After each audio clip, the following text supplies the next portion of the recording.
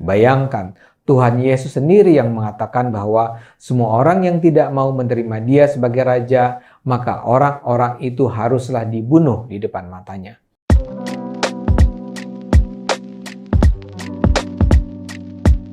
Assalamualaikum, selamat datang kembali di channel ini. Beberapa hari yang lalu saya mendapatkan pesan untuk membahas tentang Pak Ade Armando. Pikir saya ini mau bahas tentang apa? Jadi begini isi chattingnya. Di sini katakan, "Shalom bro, mohon dibahas tentang Ade Armando." Kalau kita lihat di bawah sini ya, ini adalah ini tentang video tersebut. Ayat-ayat kebencian ada di semua agama. LEE testing ya, ini nggak tahu maksudnya apa. Dikatakan ngeri narasi yang dia bangun tentang ayat-ayat Alkitab Yesus ngajak perang dan bawa pedang. Kalau melihat chatting dari teman saya ini, maka kita bisa berpikir bahwa Pak Ade Armando dia menggiring opini, membuat narasi bahwa orang Kristen ini diajak Yesus untuk perang dan membawa pedang. Tapi apakah benar seperti itu? Lebih pastinya lagi kita akan cek di videonya. Benarkah Pak Ade Armando di situ menyatakan bahwa Yesus itu ataupun ayat ini berpotensi untuk membuat orang Kristen hidup dalam kekerasan? Mari kita langsung nonton videonya saja, guys. Saya pernah dikirimi ayat-ayat yang mendorong peperangan di Injil. Misalnya dalam Matius ayat 34 ada pernyataan Tuhan Yesus, "Jangan kamu menyangka bahwa aku datang untuk membawa damai di atas bumi. Aku datang bukan untuk membawa damai, melainkan pedang."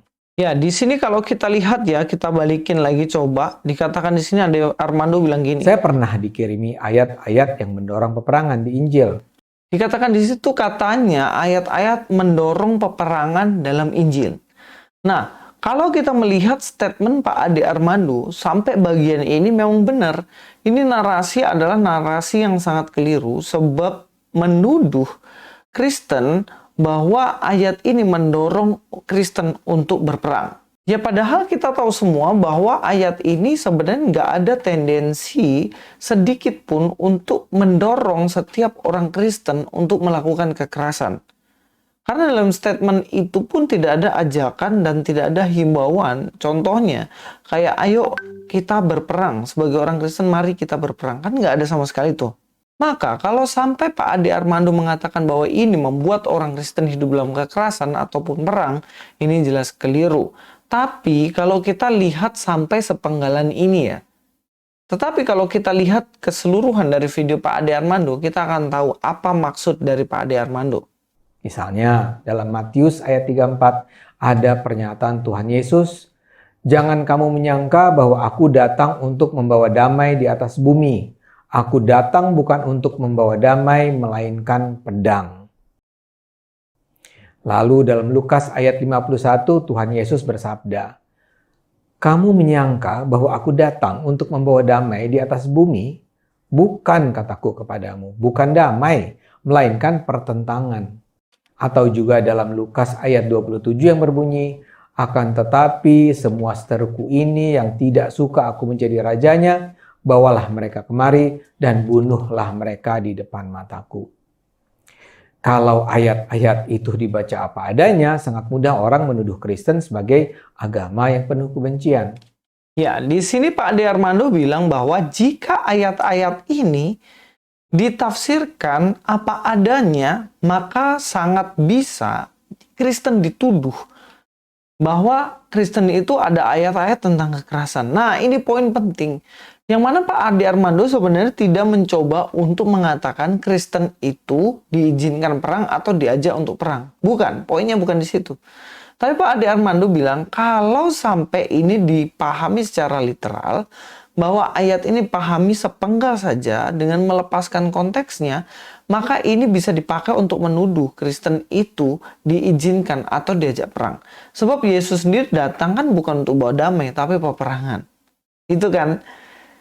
Maka di sini Pak Ade Armando menghimbau, menyuruh dan meminta supaya kita tidak memahami ayat ini secara sepenggal-sepenggal di luar konteksnya. Nah, ini baru benar. Kalau begitu teman-teman, sebelum saya akan membahas dalam poin ayatnya, kita dengar dulu videonya secara keseluruhan. Bayangkan, Tuhan Yesus sendiri mengatakan dia tidak datang untuk membawa kedamaian, melainkan perang dan pertentangan. Bayangkan, Tuhan Yesus sendiri yang mengatakan bahwa semua orang yang tidak mau menerima dia sebagai raja, maka orang-orang itu haruslah dibunuh di depan matanya. Jadi kembali saya katakan, baik Al-Quran maupun Injil mengandung muatan yang bila ditafsirkan dengan cara sempit bisa membawa umat Islam dan Kristen menjadi orang-orang yang siap berperang dan membunuh. Sekali lagi Pak Ade Armando mengatakan di situ bahwa jika ayat ini dipahami secara sempit, pemikiran yang sempit, maka ini akan dipakai kutipan untuk bertindak kekerasan. Dan ini saya setuju. Karena kita nggak boleh memakai ukuran mata kita sempit, cara berpikir kita yang sempit ini untuk memahami ayat-ayat ini. Maka kita akan salah paham. Sama kayak Mahmadim kan. Mahmadim dipahami secara sempit. Yang penting muncul kata Mahmadim di situ, maka itu nubuatan untuk Nabi. Nah itu jelas keliru karena itu dilepaskan dari konteksnya. Itu yang saya coba jelaskan waktu itu ya. Tapi mereka ya begitu ya. Suka ketawa-ketawa nggak jelas padahal nggak ada isinya.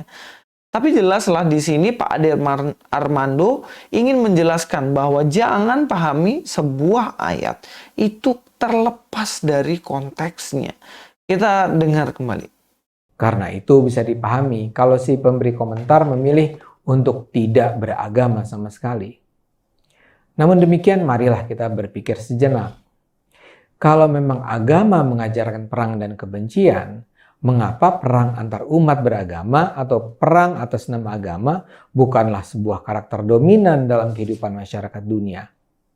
Kita memang sesekali mendengar ada perang atas nama agama, dan perang itu bisa berlangsung cukup lama dan memakan korban besar. Tapi tetap di sebagian besar waktu agama tidak melekat dengan kekerasan. Sebagai contoh, di Indonesia, ada jauh lebih banyak ulama yang mengajarkan agama sebagai ajaran damai dan kasih sayang daripada yang mengajarkan agama sebagai sumber kekerasan. Begitu juga di Kristen. Di dalam Kristen pun ada pendeta atau pastor konservatif yang sempit pikirannya dan membenci mereka yang berada di luar agama Kristen. Tapi jumlahnya minoritas. Karena itu pangkal masalah ada pada penafsiran. Ayat-ayat dalam kitab suci tidak bisa dibaca apa adanya. Sebagai seorang yang belajar komunikasi, saya akan mengatakan teks tidak bisa dipahami semata-mata secara literal. Sebuah kata, sebuah kalimat, sebuah paragraf, sebuah teks tidak pernah berdiri sendiri. Pesan yang ingin disampaikan tidak selalu mudah terbaca secara verbal. Ini sama saja dengan menyaksikan sebuah film sepanjang 2 jam. Atau membaca novel 200 halaman. Pada dasarnya selalu ada gagasan yang ingin disampaikan melalui cerita yang mungkin berbelit dan berkelok. Orang sering menggunakan istilah pesan moral dari cerita ini adalah bla bla bla bla. Begitu juga membaca teks kitab suci. Jangan pahami apa adanya. Kaum radikal membaca semua teks Quran dan Injil sebagaimana yang tertulis apa adanya. Mereka tidak berupaya mencari pesan di belakang teks.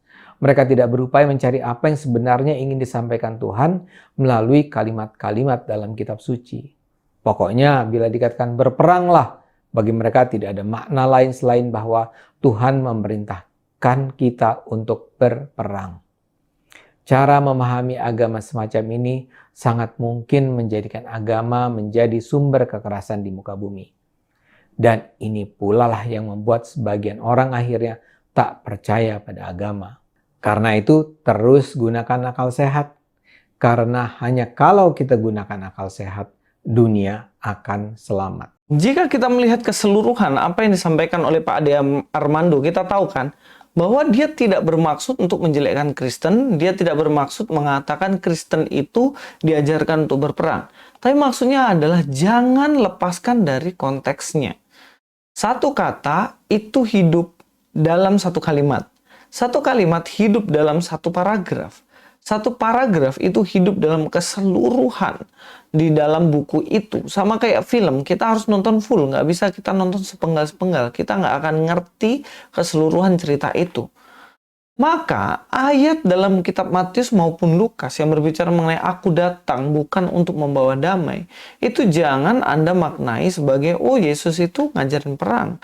Sama seperti ketika dikatakan di situ yang tidak menerima sebagai raja kemudian dibunuh. Nah, kita harus melihat konteks secara keseluruhan. Maksud dari ayat ini sebenarnya apa, guys? Nah, kalau kita lihat dalam Matius 10 ayat yang ke-34 dikatakan, jangan kamu menyangka bahwa aku datang untuk membawa damai di atas bumi. Aku datang untuk membawa damai, bukan untuk membawa damai, melainkan pedang. Ini maksudnya apa? Ini kita harus melihat dari perikop sebelumnya juga. Yesus membawa pemisahan bagaimana mengikut Yesus. Jadi kata melainkan pedang ini bukan berarti artinya diajak perang atau harus memakai pedang untuk membunuh orang. Tidak, tapi pedang itu dipakai untuk memisahkan. Dan konteks dalam teks ini adalah berbicara mengenai pemisah, bukan perang. Di 35 sebab aku datang untuk memisahkan orang dari ayahnya, anak perempuan dari ibunya, menantu perempuan dari ibu mertuanya. Dan musuh orang ialah orang-orang seisi rumahnya. Barang siapa mengasihi bapa atau ibunya lebih daripadaku, ia tidak layak bagiku, dan seterusnya. Kalau kita melihat dalam bagian ini, itu tentunya kita akan tahu, oh ternyata pedang yang dimaksud itu bukan konteksnya untuk kamu pegang pedang beneran dan kamu pergi membunuh orang. No, tetapi ada pemisah. Bagaimana ketika engkau mengikut Yesus, orang-orang yang keluargamu yang belum percaya kepada Tuhan, mereka akan membencimu, mereka akan memusuhimu. Tetapi kamu harus tetap setia kepada Tuhan Yesus Kristus. Karena ketika kamu memiliki iman teguh dalam Yesus, ya mereka memusuhi kamu, itu nggak apa-apa. It's okay, itu nggak masalah. Jadi ini yang dimaksud dalam teks ini bukan berarti perang. Kalau misalnya Pak Ade Armando memahami ayat ini memang berbicara mengenai pedang atau sungguh-sungguh perang. Ya itu jelas Pak Ade Armando itu jelas keliru. Tapi jika Pak Ade memahami ini pedang sebagai pemisah antara seseorang yang mengikut Yesus dan dia dibenci oleh keluarganya, ayahnya, dan lain-lain, ya itu benar. Karena memang yang dimaksud pedang ini adalah pemisah. Ada orang misalnya ya dalam agama yang mayoritas satu keluarga itu semua agama itu tiba-tiba ada satu orang dia percaya kepada Yesus, ya tentunya satu keluarga ini nggak suka sama dia kan, memusuhi dia. Tapi kalau laki-laki ini atau perempuan ini setia tetap mengikut Yesus, lebih mengasihi Yesus daripada keluarganya, yang artinya dia lebih setia memilih ikut Yesus, nah ini yang berkenan di hadapan Tuhan.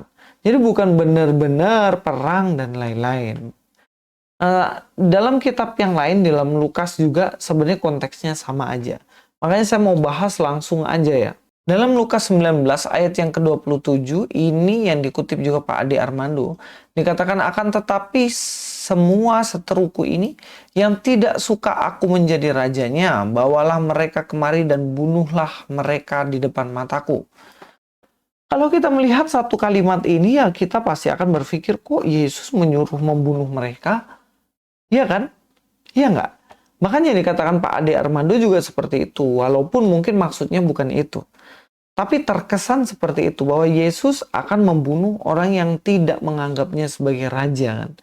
Nah narasi ini memang berbahaya. Ini saya mau meluruskan supaya tidak terjadi kesalahpahaman. Mari kita lihat di ayat sebelumnya. Di pasal 19 ayat 11 dikatakan, untuk mereka yang mendengarkan dia di situ, Yesus melanjutkan perkataannya dengan suatu perumpamaan. Nah, ternyata ayat ini adalah perumpamaan, seperti judulnya kan, perumpamaan tentang uang mina. Perumpamaan sebab ia sudah dekat Yerusalem dan mereka menyangka bahwa kerajaan Allah akan segera kelihatan.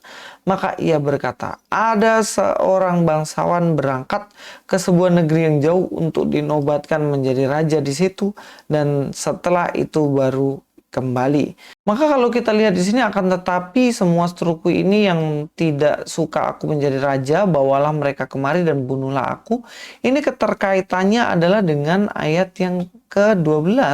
Ada seorang bangsawan berangkat ke sebuah negeri yang jauh untuk dinobatkan menjadi raja di situ dan setelah itu baru kembali.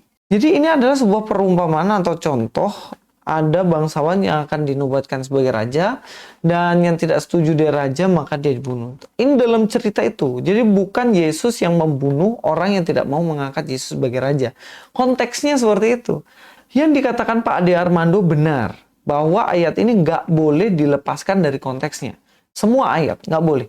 Karena terbukti kan bahwa ayat yang tadi mengenai membunuh, raja yang membunuh itu ternyata bukan tentang Yesus yang benar-benar membunuh orang yang nggak mau jadikan dia raja. Tidak, itu hanya perumpamaan saja.